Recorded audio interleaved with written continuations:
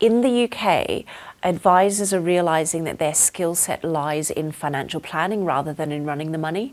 So in order to deliver better outcomes to clients, they feel the need to partner with investment experts in order to do the investment piece while they focus on the client relationships and delivering the financial planning and advice that the clients need. An advisor gets access to more information and to investment specialists so they can keep their clients better informed, rather than them utilizing tools and looking in the rearview mirror to make changes to portfolios. They're tapping into investment expertise that they wouldn't normally have access to and they wouldn't be able to resource up in their business. Additionally, the reporting that clients get is far superior to what an advisor would be able to put together for clients, because they don't have the teams available to them to do that look through and analysis and that client level reporting that really differentiates a discretionary manager.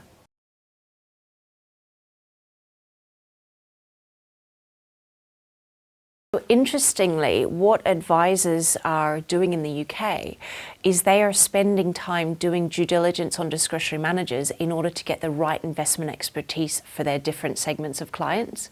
So the advisor is actually providing a filter that's enabling the client to get the very best opportunities for a better investment outcome. Whereas I think previously, if the advisor's trying to do it all themselves, then they're sitting across at the opposite side of the table to the client.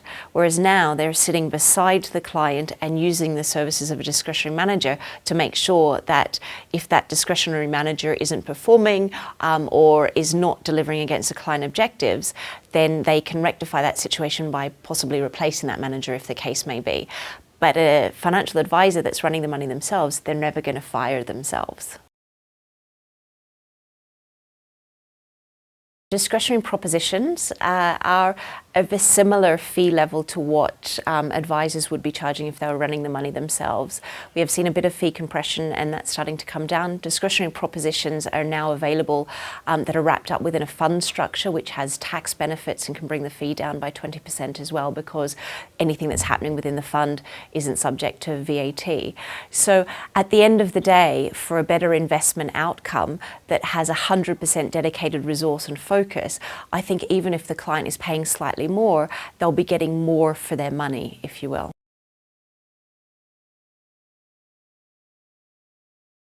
One thing that advisors tell us is a big benefit of utilising a discretionary manager is the client contact that the discretionary manager makes themselves available for. So they'll come in and sit in on client meetings, they'll help to service that client, they'll provide information, they invite them along to a lot of events that share information. So there's a lot more transparency around what the client can receive from an information perspective and also a relationship building perspective.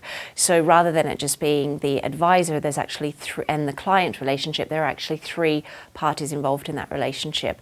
And I think that that dynamic works quite well, because you have the client with the financial planner that's an expert in their area focused on that, and then you have the discretionary manager that's the investment expert and providing all of the additional tools and resources there that gives the client that comfort level that the investment approach is right for them and they're on target to achieve their investment objectives.